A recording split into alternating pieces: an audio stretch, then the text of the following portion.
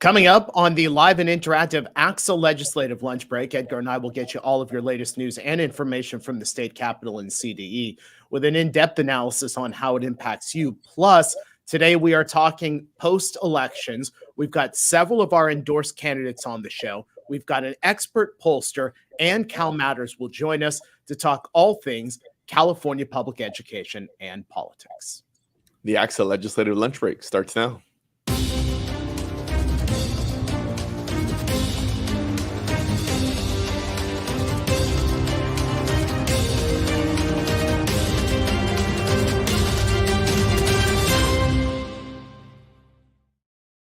And it's a couple of minutes after 1 o'clock. We welcome you on a Wednesday to the live and interactive ACSA legislative lunch break, along with Dr. Edgar Zazwata, ACSA's executive director.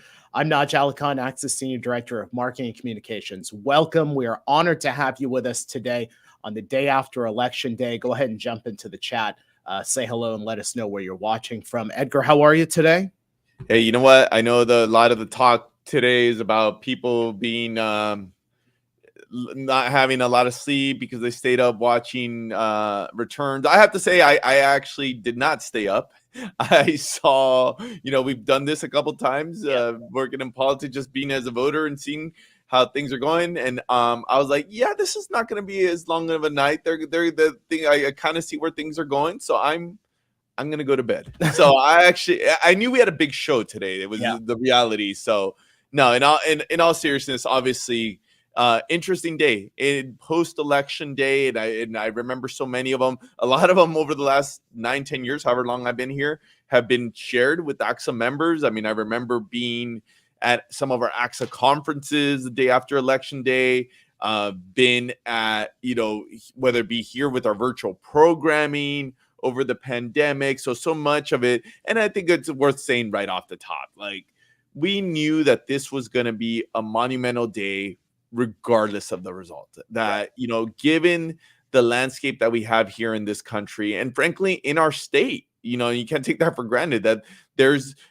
was going to be a lot of emotions on either side, on both sides, on post-election day, and it's manifesting itself, right? I think that's the one thing we're all trying to make sense of. I think the one thing that we were questioning is when we came on the air here the Wednesday after the election day at 1 o'clock, would we even know results? And I know the current vice president here is, I think, about to deliver her concession speech officially. So so that answers our question of where we would be at here Wednesday at 1. But interesting times, interesting days. I think that for us, and I'll say this, right off the top, that for us at ACSA, we strive hard to really appreciate that we have a diverse membership, right? That represent communities with very diverse views and opinions, right? And for us, it's never about the letter, the party, or even the candidate. For us, it's really about those policies that are going to ultimately potentially impact kids. And I think that was going to be the case regardless of which administration won. And I think that's where our attention will turn. Today, we're going to spend a lot of time on like what happened in the political piece and whatnot. When there's a new administration, like we would have done regardless of who would have won, we're going to see, just like we do here in Sacramento, which is pretty much dominated by one party, right? Now we're going to have a different context in Washington, D.C., pretty much, if everything plays out that way, dominated by another party. That doesn't stop our advocacy. Like, I'll give you one example. One of the pieces is, the president-elect, who's our former president, right, is saying that the looking for mass deportations, the cracking down on immigration. Obviously, that's an issue that impacts schools and communities here in California. We will take a critical eye on an issue like that, because our educators have the responsibility to educate every student that comes into their schools, into their class. So we will speak up when necessary on that, not because of who won, it's because of the policies that impact students, right? And that's a tricky dance sometimes, and as I know our members, and I'm sure they'll express, there's feelings across the board, and I think us trying to appreciate that and respect that, we will also endeavor, like we always do, and we did actually in the last Trump administration, we established some good relationships in DC, because we got to get work done, right? We need to have contacts there to make sure that we're doing our business of advocating and representing our members here in California. Well, I think that, you know, we expected, Edgar, that there would be some diversity of opinion, you know, throughout the state, no matter what happened last night, and especially for our viewers. And there's something that I have taken away since you and I have been on the air. In this case, the day after the elections in 2020, in 2022, and then here. But also on January 6th. You and I were live on the air on January 26th. And you've always said, no matter what it is, hey, let's take a breath. Let's take a moment before we start making assumptions, before we start having some very abstract or extreme thoughts. And I go right back to that about the taking the breath, because I think last night proved that there is legitimate change in this country, something that we're going to have to chart through. But obviously, the values and the beliefs of ACSA are still wrapped around advocating for students and doing what is best for students. And I think as we move forward, we need to make sure we have that clear path. I think that's well said. I mean, we're guided by what is our mission? What is the mission of this organization? What is say that we're going to be accomplished both in support of our members and advocating on behalf of our students? And I think we have frankly a pretty good track record of we're going to find something we don't like with every administration. Right. We're going to find things that we're going to support. And that goes for Sacramento. Like I said, again, Sacramento, that is predominantly Democrat, you know, like you're going to have Congress likely controlled they're by Republicans and the new administration that's Republican. Our job is just to advocate in behalf of our members and on behalf of their students, regardless of who's in office. Well, let me tell you about what we have coming up on the show, because we've got a packed show. It's going to be like Stormwatch here on the ACSA Legislative Lunch Break. Coming up in this hour, Jose Solache, the new Assembly member from AD 62 in Southern California. He is going to join us. Christopher Cabalden, the Senate-elect from SD3 up here in Northern California. He is going to join us. Paul Mitchell, an expert pollster. You've probably seen him here previously on the lunch break. He's been on Ivan Carrillo's Behind the Bills podcast. He is going to be here. And then Carolyn Jones from Cal Matters, their K through 12 reporter. Carolyn Jones going to be here as well. So a lot to get to today, but we will start with our first guest. Ivan Carrillo is ACSA's Senior Director of Policy and Governmental Relations. He's a guest with us here on the ACSA Legislative Lunch Break. Ivan, so let's start with Proposition 2. You've been watching the important messages, reading about Proposition 2 this entire time. What are you hearing as far as the numbers, and what are you hearing from organizers and advocates? Yeah, this is a real bright spot in terms of news that has come in, is where Proposition 2 currently stands.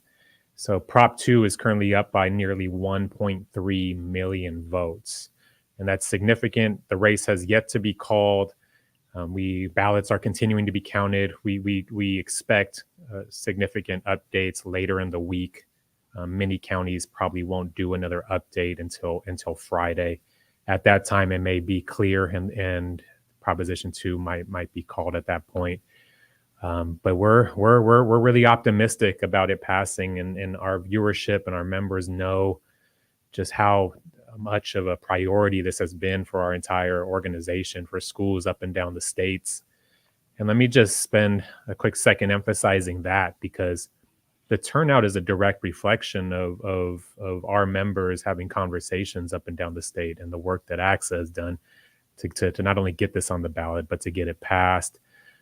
Even in counties that historically have been really adverse to school bonds, we're seeing much higher trends of support than usual. Orange County being one example of that. But just kudos to everybody, and we know the significance of this for all schools, but particularly for those schools that passed local bonds as well, and their ability to get, to further leverage that and to bring in state dollars. So yeah, looking forward to this being called and this being official, and us celebrating what it means for our schools. Ivana, yeah, I know we're all very excited about Prop 2 and the work that the team did, and we're proud to be part of that broader coalition. So hopefully those numbers continue on that trend and we see victory there. Switching gears a little bit, one of the things that I know we've been trying to highlight a little bit more is just our political efforts that we have political action committee. We've endorsed candidates. I believe my stats are right here. We endorsed 15 candidates here in this session in the assembly. 11 have won or are winning. 2 races are within 1 point. We endorsed 6 candidates in the Senate, of which 5 are winning or have won. Hopefully I didn't jinx any of those races now by throwing out some of those where things are trending. California, as we know, we count slow here for better for worse. And so sometimes you think it's election day or day after election, it becomes election week, right? As I know, and we're going to speak to some of those folks who have to live this. But just, question to you, can you give us a look at what trends are we seeing? What are you looking at across all those races? Yeah, no, we've endorsed, and I think you said this, sorry, I had a hard time tracking the numbers, but we've endorsed 20 candidates here in this general election in total across the Assembly and the Senate. And the overwhelming majority of them are in a really good position, have either already been called or are in a good spot in terms of their lead. So we're pretty confident with 16 of those 20 at this point, and could very well be successful in as many as 19. And we're continuing to monitor those ballot counts. And yeah, we're enthusiastic and excited about who these people are, and I look forward to our viewers hearing from a couple of them here today, because they've been highly vetted locally here at the statewide level. There's been a lot of analysis into their background, a lot of conversations with these individuals, and we have high confidence in terms of the types of legislators and representatives they're going to be for their local communities. And in terms of their work and prioritizing public education. So yeah, we're really encouraged by what we're seeing so far. Look forward to these becoming official so we have accurate counts. But this is part of these 20 races that by and large are going to be new members and new faces to Sacramento and the legislature. And they're part of a real big transition that's going to take place here in this coming legislative cycle. It's going to be nearly a third of the legislature that is going to be new. And so with that certainly provides opportunity. But I think folks who are coming in by and large don't have the historical context, right, in terms of being around here, being a part of big policy and budgetary conversations.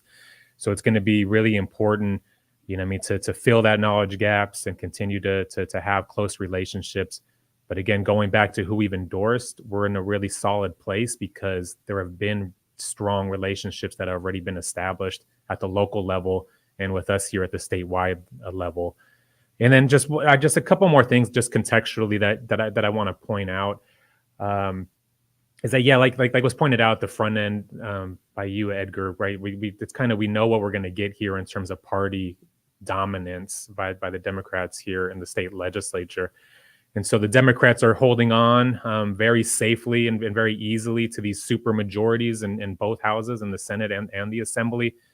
What is kind of interesting is you see these Dem on Dem races that become real contentious and really high profile. And I don't want to oversimplify it, but you often see business line up and behind one candidate, and you'll see labor line up behind another candidate. And looking at the races where again, you have these Dem on Dem, really contentious races up and down the state, it's the business side that's faring really well in those races and not labor. So that's noteworthy. And then last thing I'll just say is this crop coming in is going to help our state legislative makeup reflect the California demographics. And we're going to make a lot of progress. And one area that's probably the greatest example of that is we may very well achieve parity in terms of the number of women that are in the state legislature. We may very well hit 60. I think it's expected for us to reach at least 59 of 120. We should celebrate that.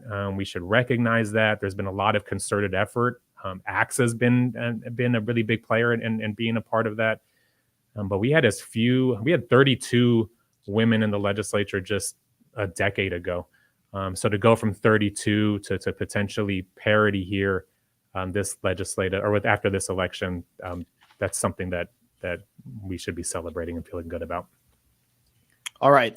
We have our next guest who's waiting to come up. So, Yvonne, we will try and get back to you to talk about the federal piece of this because we talked with our federal advocate last week. I want to get some of your feedback on what you're hearing from our federal advocacy group in DC today. So, Yvonne, we'll be back with you in just a few minutes. Let's go ahead and bring on one of our next guests.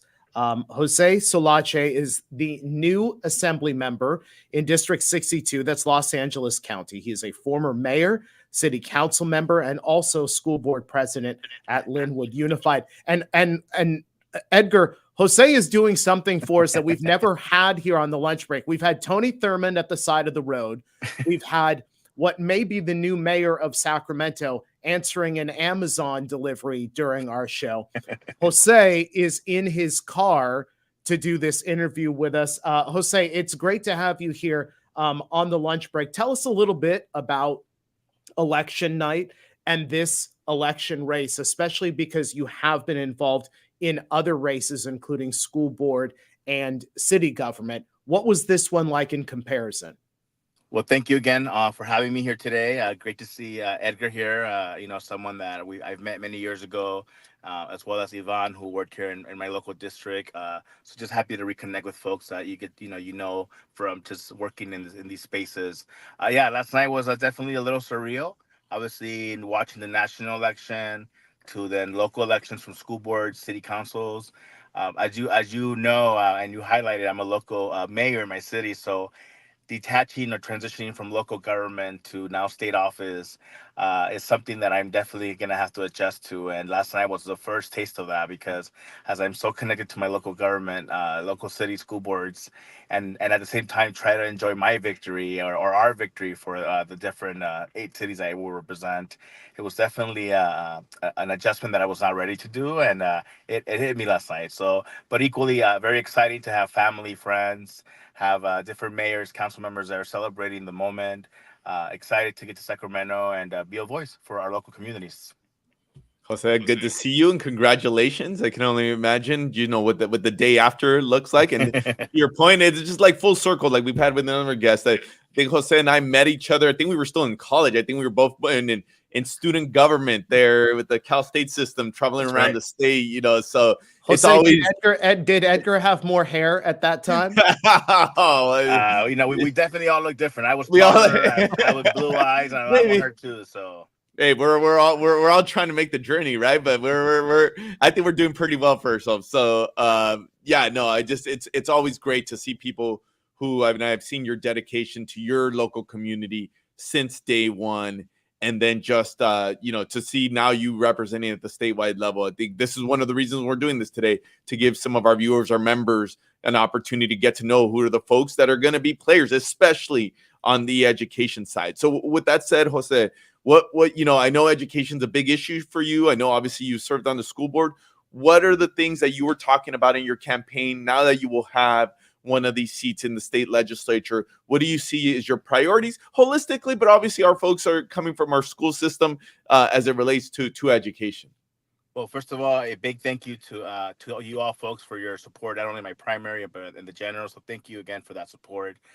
Yes, I'm a K-12 a graduate, if I could call it that, for serving 10 years on the school board. I've been, I tell people, I don't know if Kelsey Dominguez can't get rid of me or I can't get rid of them. Since stepping foot at my higher education campus, I've been involved from student body president to an alumni council president. So I've been fully versed and engaged with the higher ed education issues at the CSU lens. And I look forward to definitely being engaged in ed policy so that, I could go revisit my K-12 days and also continue my higher education advocacy. I'm someone that believes that education transforms communities, and so for me, it's a personal passion of being in those spaces and just being advocate for ensuring that folks have that education. And as I said last night, another segment of my victory party. I come from the district of Marco Antonio Fireball, where we gladly always amplify the voices of 8540 students and our dreamers. So something that I've been very passionate for years, from a college student to now in my different roles that I have. So again, policy ed policy from different angles, including our undocumented community, who I firmly am a big advocate for. I have to ask you, Jose. So, what is for a new assembly member? What is the first 24 hours like, or going to be like for you now that the election is over and you are moving into a new part of your career? What's that 24 hours like? Yeah, Well, what does today look Well, like for to you? begin with, I'm en route to the airport because I'm going to Sacramento today. We have a dinner with leadership, and then tomorrow we have our first training. So boots to Wow. the ground. We're ready to hit the ground running. And I bring 21 years of local government experience, so I was ready to start last night at midnight when we won. And so yeah, so we're en route to Sacramento, and we're not going to waste any time, and we're going to ensure that our voices are amplified from the local level to now the state level. Thank you for And I'm very sharing that. I mindful mean, that I'm one of 80, so I'm no longer one of 5 at the local level. I'm one of 80, so definitely start building those relationships with local members that are coming, and we're definitely the next wave of a large class. I think might be the last class before the next wave comes up, but we definitely are excited to build those relationships and build coalition building, so that as we're talking about transforming our state and again in the ed policy space, we could definitely build those coalitions early. I was just gonna mention, congratulations again, Jose, and that's kind of a cool look behind the scenes, right? Like they don't give them any time. You're good thing your victory is solidified there, because I know there's some members who actually have to, go to the training, and they're still in flux about whether things are gonna change on them. So it goes to show this thing starts right away, right? Once the polls close, it's a quick turnaround there. Absolutely. So, and then the Thanksgiving week goes right before the swearing in. So even that's kind of feels like right after. Usually you have Thanksgiving, there's a week gap maybe, and then you get to swearing in. So there's even that kind of back to back. But again, nothing new to some of us have been involved and engaged, and I love the fast paced activity. So I'm ready for that, definitely. All right. Jose Solache, the new assembly member of AD 62 in Los Angeles County. Jose, it's been great having you here on the ACSA Legislative Lunch Break. Enjoy your travels up to Sacramento, this very quick trip, and we look forward to having you back on the show. Well, thank you again. I look forward to be a partner with all of you, not only for one time, but hopefully the next 12 years. Perfect. Thank you, Jose, very much. Let's go ahead and bring Yvonne back on, Edgar, because I want to hit on this federal piece before we go. Yvonne Carrillo, ACSA's Senior Director of Policy and Governmental Relations. Yvonne, we had Reg Lichty on the show. He is our federal advocate from Foresight Law and Policy. He talked about funding, he talked about programs, and he talked about President-elect Trump's talking point about getting rid of the Department of Education. I think it's very, very unlikely that a possible President Trump would find the votes on Capitol Hill to eliminate the agency. They'd have to have a supermajority in the Senate that is more than at least 60 Republican votes on the Hill. But I think even if in the Senate, but even if they had that, I'm not sure they could hold a caucus together around that idea. Okay, so you've been receiving content from Reg and his team over at Foresight Law and Policy in DC already today. What can you tell us from what you're hearing from them? Yeah, well, we're all still monitoring the outcomes of the House races and in particular, and recognize that that's going to have, just real serious implications in terms of the policy agenda that's able to be ushered along. So it's still way too early to know there, and it's going to take, I think, quite some time here for that landscape to clear up. But we know also that school choice is going to be an area that gets a lot of attention at the federal level from President Trump's administration, from the Senate, and so yeah, school choice is going to be front and center. It was certainly talked about and pushed during the first administration as well. There's already been a House bill that was passed earlier in the year. I mean, in terms of just getting and so that's one area. Certainly, there is concern here in California about, I mean, threats in terms of withholding funding, federal funding. We've heard this be discussed, I mean, on the campaign trail, in terms of for communities or for states that have curriculum related to race or gender identity, or sexual orientation, and potentially of withholding funds. And so that's an area that we're monitoring really closely, and certainly, I mean, in terms of what that would look like, and any talks of that sort, I think get us really concerned here, and there would be a need to advocate with our partners against those. And then lastly, I think another area that's certainly high on our radar and is the Title IX regulation.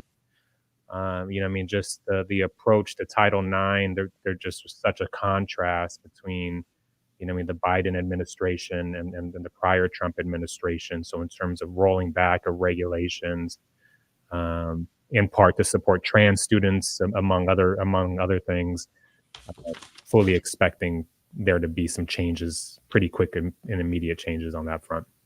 Naj, I'm just going to add one piece that Yvonne said, just to piggyback on some of the things. And again, just to echo my comments at the beginning, it's really going to be based on what are those issues out there that we're going to need to respond to, and we're going to be ready to do that. I know one of the pieces that I was having a conversation with the executive director of the California Student Aid Commission a couple weeks ago, and one of the things that is concerning them here at the state level is the amount of federal applications for financial aid, right, at the state and at the federal level. We know Fast Fund, they had all those issues. I think that is one of those pieces that we're going to be looking out for, still coupled with some of the, and I know 8 years ago, when during the initial Trump presidency, one of the things that I know there was some fear in some communities around the immigration issues and the raids and students not attending class, and it did have some ripple effects, right? So we've seen this already. So I know that is a concern, even as we were in campaign season. Obviously, as we're talking about pathways to higher education, we want to make sure students have every ability to access that. So I know that's something we'll be pushing a lot with our members, of trying to get creative to make sure that there's friendly voices there to say, no, we want students to go and apply for this aid, and giving them a pathway to higher education. So it's just another example of those things that we're going to have to keep a real close eye on. All right. Well, Yvonne, we'll let you go have lunch right now. We will try not to interrupt you over the next half hour as we get to the second half of our show. Yvonne Carrillo, ACSA's Senior Director of Policy and Governmental Relations. Yvonne, thank you for the updates. Want to switch gears, bring on our next guest. We're honored to have Christopher Cabaldon. He is the newly elected senator from Senate District 3, representing parts of Napa, Yolo, and Solano counties. Is also the former mayor of West Sacramento. Senator, welcome. Honored to have you here on the ACSA Legislative Lunch Break.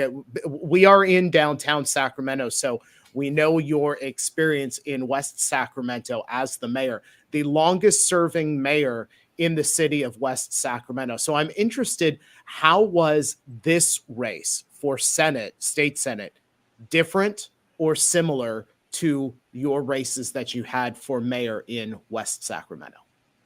Well, first, thanks for having me. I'm glad everybody's woken up from last night as well. It's super different in a lot of ways because it's partisan.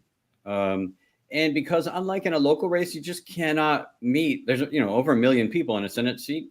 So you can't meet everybody. And so you really rely on the networks that you've built in your career and in your life, but then also out on the trail to talk about issues that you might not have known much at all about, but that's the nature of it. So it can be, and voters don't, honestly, they don't care as much about senators as they care about their mayor. And so you have to do a little bit more work to get folks engaged and help them understand. Like if we're talking about healthcare, we're talking about education funding, and, the range of issues that happen under the Capitol Dome. But that said, it's been incredibly rewarding because having represented my own city through one of the most profound municipal transformations in America, the chance to be in 21 other cities and towns of various sizes and, kind of connecting and hooking up with the aspirations and the hopes and the people and the change makers that are there, it's been really, really inspiring and moving. So a hard fought campaign, but I'm excited to get to work.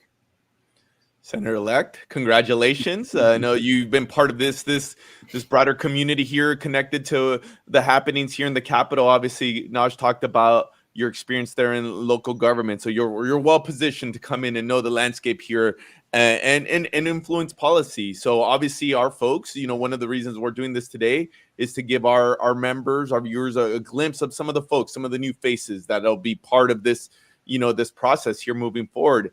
I know you've had a lot of involvement in public education. It's been one of your focal points. Just curious what the issues that you were talking about as you were, trying to seek office, and now that in the post-election, where do your priorities stand, both globally but also with the emphasis on public education? Sure. What was interesting about, this was my 15th campaign, and you're right. I was the president of the Link Learning Alliance, and I've served on a gazillion different education boards and commissions, and both K-12 and higher ed. This campaign was the one where voters seemed the least interested in education issues. It's not like it didn't come up, but I'm used to it being in the top 2 or 3. And I was surprised. I think part of it is just demographics. Part of it is the state of the country and the rest of the other threats. Part of it's the state, what people are feeling about pocketbook issues. And then for me, it's also my district. It's we're the most exposed to wildfire and to home insurance cancellations of any district in the state. We are the home to the Delta, so the main waterworks for California, and also one of the critical habitat areas. So there's a lot of other competing issues at the moment. That said, though, I'm an education guy. I started off as a kid working in the Capitol as the director of the Higher Education Committee in the Assembly, and so this is going to be a core priority for me, both K-12 and higher ed. Around some of the key issues that career ed, dual enrollment, a lot of what we're learning from districts that are out there, innovating, experimenting, collaborating, including with some of the grants, the stuff that the state put out when the budget was good. So in that space, trying to work in that domain, but also really help on the higher ed side, help higher ed maybe catch up, but definitely connect to a lot of the progress that's happened in school districts in California as well. And then obviously the big elephant is school and education funding. And I think here the good news is that we're not in a budget problem in Sacramento because the economy is horrible. The economy is actually pretty strong in California. We're in a budget crisis because of the way our tax system works. And our tax system works that way, by the way, because we rightly insist that the ultra wealthy pay more than a larger share of the taxes. Well, the ultra wealthy are not getting W-2s and they don't have withholding, so that means we just get huge roller coaster ride. So as you probably may have talked about already today, our revenues are looking a little better right now. Well, thank you, NVIDIA. Like almost certainly NVIDIA alone has been a significant driver of that. So the good news is that our budget could turn around at any moment. It's not like, if we just make investments 10 years from now, maybe things will get better. We have to do that too, but we also need to be ready at any moment for continuing to make the kind of smart investments as we also make sure that we're protecting the core as we examine the cuts that we might have to face. I was interested when you were just talking about while you were on the campaign, how education issues were not at the forefront of the voters that you were talking about because of really the demographics of the area you're in, high fire danger, the Delta. So there's the water system. But what I'm wondering is, How much of a priority now do you think education is going to be, both K-12 and higher education, when you look at what happened overnight in the federal elections, how we have a switch now in the Senate? How do you think education issues now will play out as you get ready to move into a state senator position? Yeah, so I mean, based on where we're at right now on the national results, I'm really concerned, and because it's not just a policy debate. I think those of us who I've been an education administrator myself, and we want to make the problems into like digestible, solvable chunks, and that's all really important. Like we have to continue to make sure that that we have the money for deferred maintenance and to pay to improve salaries and all the things that we need to do. At the same time, we've got to recognize like this election was the most explicitly anti-education on the winning side nationally. Like they've acknowledged, and the numbers back it up, right? That more education isn't necessarily the best thing for a kind of a fascist policy agenda. To be perfectly crass about it. So if that's your view, then we shouldn't expect that we're gonna be having discussions with the new administration or the new majority in the Senate about how to improve the Pell Grant or add money to Title I or whatever. We have completely different values, and so we're going to have to be in the fight on the national scale. And then in California, we're going to have to accept at the beginning that battle is happening there, and making sure that we are being very aggressive in filling that gap in California and providing the model and the connections and the coalitions with other states to do that. Because the same is true for us, which is for those who have espoused the kind of California values. We must make sure that we continue to invest in high quality education for everyone, because it is going to it's our only way out of the polarization and the insanity that is gripping so much of the country. No, well said. We were just talking to one of your future colleagues here, Jose Solache, from that will be in the legislature. We asked him what does day after look like. So we're curious, just like you put, I'm sure, your heart, your soul into this campaign. You get through election day. Maybe you give us a glimpse of what your election day looked like right there into the last hours, and then what does today look like? What happens now? Do you get to get a chance to go on vacation? Or I know there's some trainings and things you have to go to the Capitol, but just out of curiosity, what's your day look like? Yeah, Jay, I agree. I mean, you can imagine what it's like. So for me, this is like I was on the ballot in 2020 when the federal election went all the way that it went.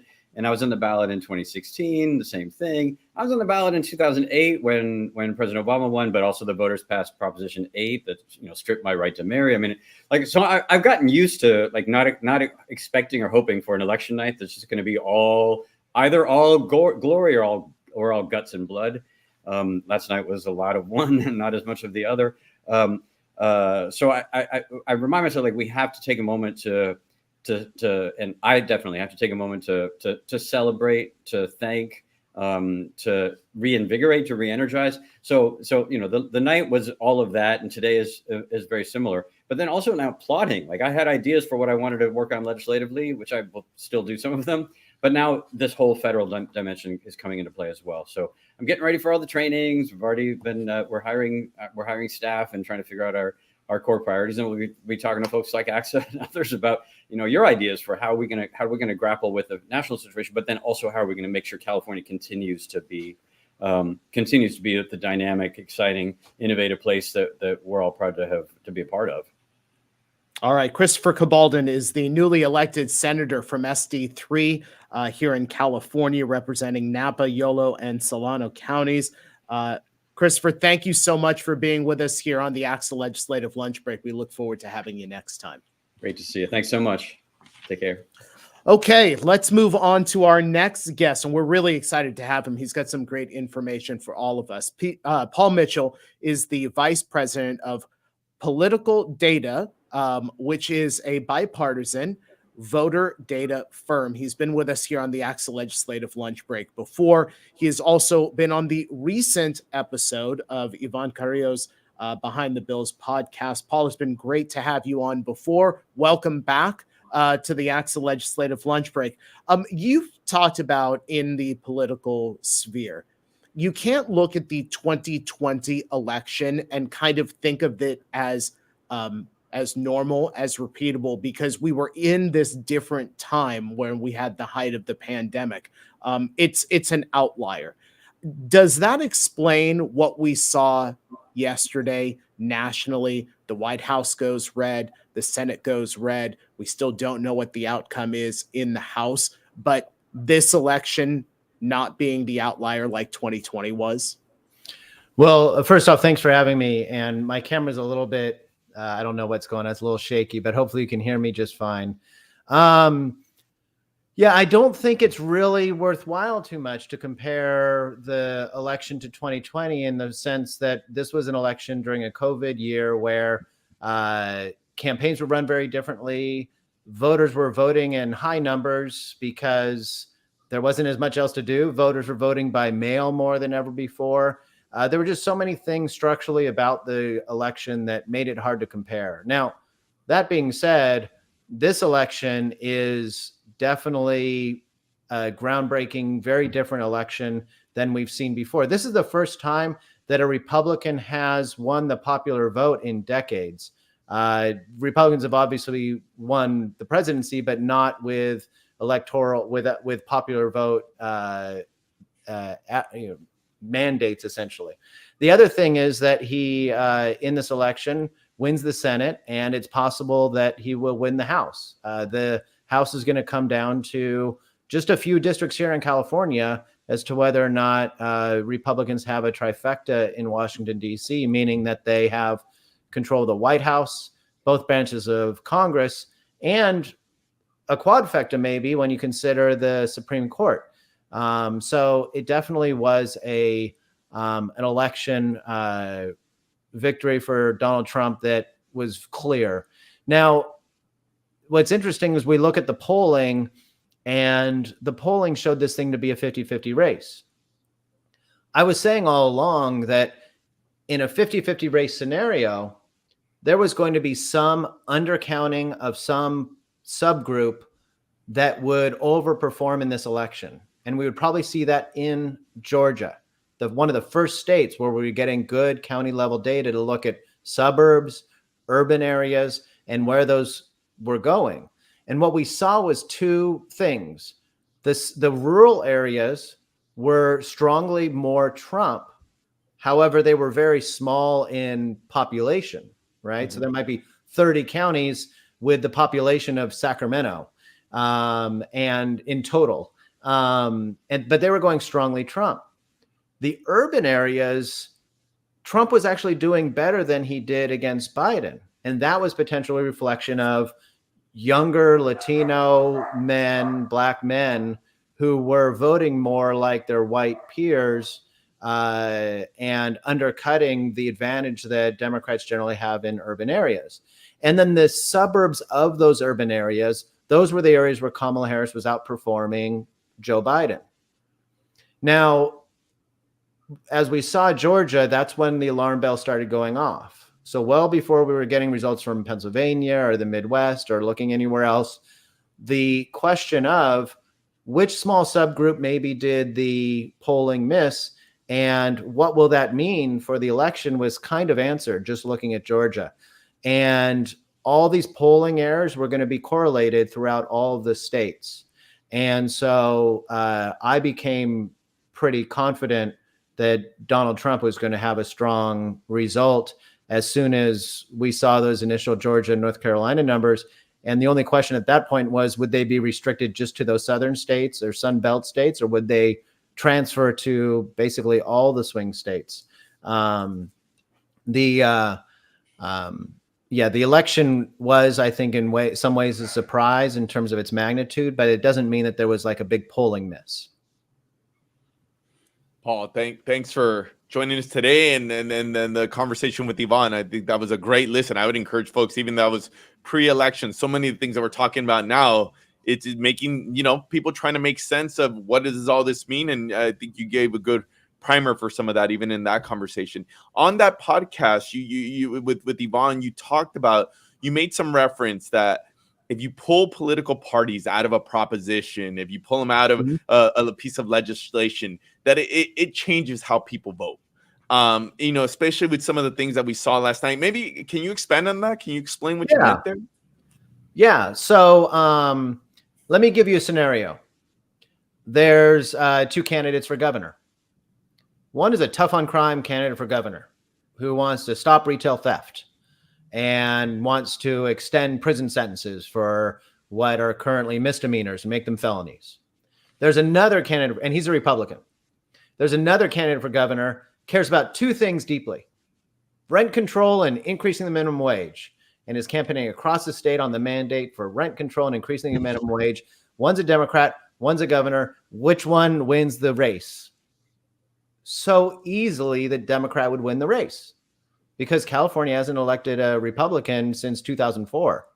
And people vote based on those partisan labels as kind of a shortcut to understanding I'm team blue, that's team red. Now, what I described was two human beings created with partisan labels, but strip that away and make them ballot measures. And now the tough on crime ballot measure passes with 70% plus, the largest vote majority of all the statewide ballot measures, and the rent control and minimum wage ballot measures fail. There is a thing that happens where you have voters who will be voting on issues without those partisan cues and vote differently than they would necessarily for a candidate and their partisanship. We saw this in the last election with a ballot measure to undo the state's prohibition on affirmative action in universities. And it was, people are saying, well, it's a blue state, so clearly it's going to pass. But of course it failed. And you also see the other thing going nationally. You see voters who voted for Trump and then voted for abortion rights in their states. So 7 states, abortion rights measures passed. In Florida, their abortion right measure failed, but it still got over 50%. It was just that it required 60%. So you have this disconnect sometimes between the policies and the candidates. Paul, let me ask you, we had Proposition 2, the statewide school bond on the ballot, but there were more than 250 districts that were running their own school bonds locally. Back in 2020, the school bonds that were on the ballot then were mostly voted down. And that kind of got districts to say, hey, let's not put these on in 2022 because we didn't have any success. We weren't seeing any success. Generally, what's the appetite for school bonds statewide if you exclude what we were dealing with 2020 and 2022? Yeah, it's interesting. The appetite is usually pretty good, especially on presidential election ballots for school bonds, facilities bonds, higher ed, and then also locally, just even local tax measures. You saw a lot of them passing this election cycle. And I think that in particular with school bonds, the connection to their own community is important. I remember when I was working in higher ed, Christopher Cabalton, who was the prior guest, when I first met him, he was the chief consultant to the Assembly Higher Education Committee. And then years later, I was the chief consultant of the Assembly Higher Education Committee, kind of following in his footsteps. And we would work on these facilities bonds. There was a lot of concern about how many billions of dollars these bonds are going to be. And the fact is that I think voters are a little bit, they can't really interpret sometimes dollar amounts. What they're looking at is, does my local school need assistance? Does it need funding? Are the kids needing facilities? And is this going to support those needs? And I think generally that these things should be considered likely to pass. I don't know the reason why it didn't pass in 2020. I'm really glad that it has done really well and is passing this year. Paul, one more question for me. One of the narratives that's coming out of just the national headlines is the youth vote, and I know emphasis on the youth male vote. I think some of the statistics I saw that, at least the up-to-date numbers is that Harris was winning the youth vote 18 to 29 by 13 points, but Biden had won it by more than 24 points. Do you think that's a new trend here? Is that something that we should watch out for? How do you make sense of some of those numbers there? So I do think that when we talked about where the polling missed, it might have been with this younger male vote, kind of the bro vote, the Joe Rogan vote, the voters who were like, oh yeah, Donald Trump's entertaining. That guy's crazy. But I love Elon Musk. Like, he's like the most powerful man on earth. Yeah, I guess I'm voting for Donald Trump. And they and their peers were caught by kind of the magnetism of Donald Trump and the people around him. And there is this thing about a kind of broken culture with, I think, a lot of younger white males, and even some younger Latino males, where they are seeing progressives and Democrats work to uplift minority groups and to uplift low-income groups and to uplift transgender kids and to uplift and protect the gay community. And in doing so, I think that there is a group of these, otherwise privileged white men in America who look around and say, well, who's fighting for me? And what they find fighting for them is these guys on podcasts and on YouTube who are telling them to have grievances about the world, and that moves right into kind of the Trump messaging. And I think that is something that severely undercut Kamala Harris in this election and played right into the Trump campaign. And I think it's something that Democrats, in order to win future elections, might try to figure out how to address that part of the culture and communicate with them in a way that is more compelling. All right, Paul Mitchell, Vice President of Political Data, a bipartisan voter data firm here in California. Paul, great to have you back here on the ACSA Legislative Lunch Break. We look forward to having you next time. Of course, thanks. Let's bring in our final guest today, Edgar. We are honored to have legendary K through 12 reporter Carolyn Jones from Cal Matters on the show with us. Carolyn, great to have you back here on the ACSA Legislative Lunch Break. I want to ask you, because we talked earlier about ACSA had 20 candidates endorsed. If my math is correct, 16 of those had either won or were winning their races at that time when we came on the air at 1:00. Your review of the statewide elections here in California and the impact on K-12 education. What do you see? Well, Prop 2 obviously is the number one thing. The Associated Press still hasn't called it yet, but I'm imagining that's going to happen soon. So I'm going to look to see how that plays out and whether or not there's going to be any litigation resulting from that. And then if it, how the money, how it plays out over the next couple months or years, I guess. I'm also, well, like everybody, going over the presidential election results and just trying to figure out, what happened, and then also how this is going to impact schools in California. Right now, everything's a little bit abstract, and I think people are just kind of scratching their heads saying what happened. But I know that in the next couple of months, we'll have more answers. So right now, we're just sort of parsing through the tea leaves, I think. Carolyn, one of the things that we have been talking about, even we did a lot of these like pre-election shows with our federal experts and statewide folks of like, depending what happened, both at the national and at the state level, what are the issues? What are the trends that we're going to be looking out for? So now, given both, I would say just generally in the landscape from your perspective, what do you think are going to be the big narratives, the storylines? What are the stories that you think we're going to be following here? There's kind of two things happening the way I see it. One, there's going to be the impact on students. So, any kind of crackdown on undocumented families is going to have a huge impact on California schools, both on enrollment and absenteeism. Like we saw the last go around, absenteeism among immigrant families really shot up during that period. LGBTQ students, I'm going to look for like upticks in bullying. There's been a lot of research shows that, when there's political division nationally, it does play out in schools. Kids kind of act out what they're hearing at home, what they're hearing on TV. So I'm going to be looking at bullying, social emotional stuff. Again, more absenteeism with kids who just don't want to go to school because they don't feel welcome at school. So that's not going to add to our absentee problem. And then the other issue is policy. And what we're going to see under a Trump administration with Project 2025. As you know, they want to get rid of the Department of Education, which is a big shift. And there's lots of little things that go with that. Title IX, Title I, special education, Office of Civil Rights, school vouchers, all of that stuff. What would that look like in California? Carolyn, one final question for you. When you look at the federal government, the changes now, White House, Senate, who knows what is going to happen over in the House? Knowing that we have that transition in DC, do you think that changes the mindset for some of the education decisions that are made here in the state capitol with our state legislature, especially since we have some new lawmakers who are coming into the state capitol?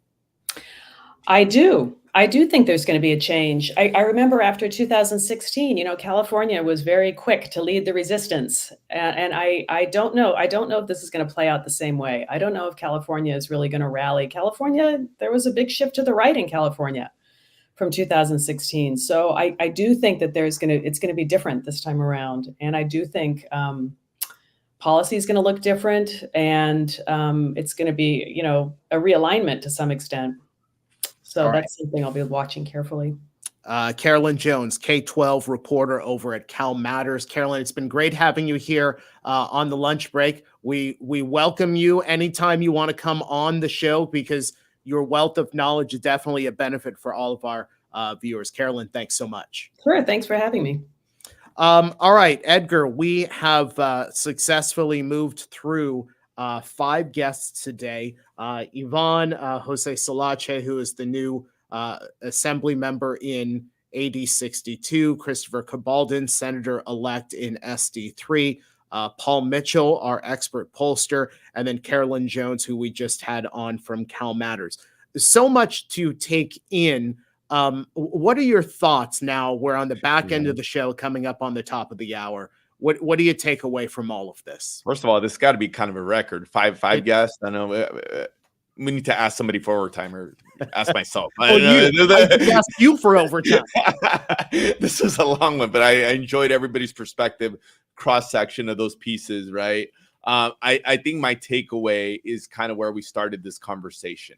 And I think digging in on the issues, digging away, obviously, and I think it's good. And our educators, first of all, and I don't think we said this at the beginning, like, just think about, regardless of our, we talk about the diverse communities around California, our teachers, our administrators, our folks on the ground, they're the ones who have to try to make sense of the world to our students as they're walking in and having conversations, maybe not exactly like the ones we're having now, but talking about the election, talking about what they heard, maybe talking about what their parents said, right?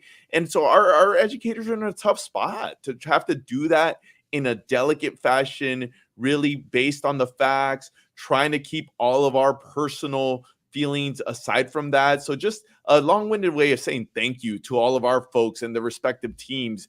Anytime there's a big world event, it's our schools that are on the front lines to try to make sense of the world, as we say. So thank you for that. I think for me, it is the theme for us is we're going to respond. We're going to see what takes place. I think Carolyn actually noted some of the issues that I talked about, right? The immigration issue. And again, this gets around, forget whatever we feel about the border and enforcement and whatnot. Our vantage point is going to be like, how's this impacting students? Has even the threat of raids, we saw that during the first election. It impacted attendance. I talked about the financial aid issues.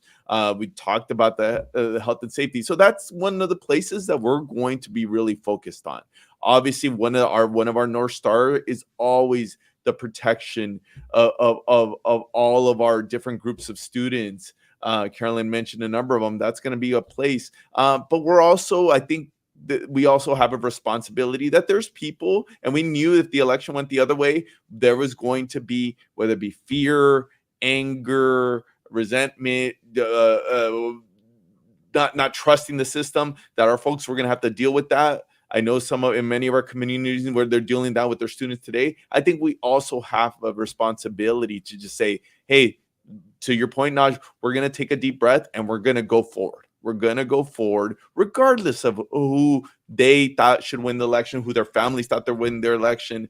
And the one thing that our educators do, no matter what the challenges, is they find a way to get that job done, right? And I have no doubt that that's going to be the case. So us on the policy end, us here at ACSA, providing the support, seeing what happens here in Sacramento with the new crop of legislators, we always see it as an opportunity that also is a responsibility for all of our members, because it's like we have this whole set of new folks that we have to educate on all of the issues. Just think about all the issues we've been talking about at the lunch break for the last 2-4 years.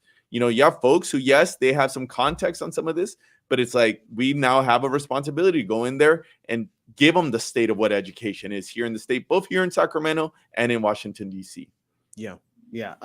Folks, we got a couple of promos to tell you about. First one, we talked earlier about Ivan Carrillo's Behind the Bills. We've got a very, very special giveaway for you. You can win a $200 Amazon gift card by rating, reviewing, and subscribing to Behind the Bills, wherever you get your podcasts from. Then, after you subscribe, send a screenshot of your review to that email address right there, behindthebills@acsa.org, along with your name and contact information, and you will be eligible for a Amazon gift card valued at $200. Of note, you must be an ACSA member, and the giveaway will happen when we hit 500 subscribers. So there are QR codes for you. Go ahead and click those and subscribe and rate and join our giveaway for a $200 Amazon gift card. And folks, if you like what you see here on the ACSA Legislative Lunch Break, we invite you to like and subscribe to us on Facebook and on YouTube. When you do, you'll get instant alerts when we're about to come on the air with breaking news. And of course, a reminder about our regularly scheduled Wednesday show. And if you have great stories happening in your school communities, we want to tell those stories as well. In EdCal, go ahead and send your talking points, your news releases, and your photos to our EdCal editor, Michelle Carl at mcarl@acsa.org. All right. It has been a busy day. Still lots happening in the political world, Edgar. A reminder, folks, we are not on the air next week. We will be at Leadership Summit. If you still would like to register for Leadership Summit, go to acsa.org/professional-learning. Have a great rest of the day, rest of the week. We'll see you next time here on the live and interactive ACSA Legislative Lunch Break.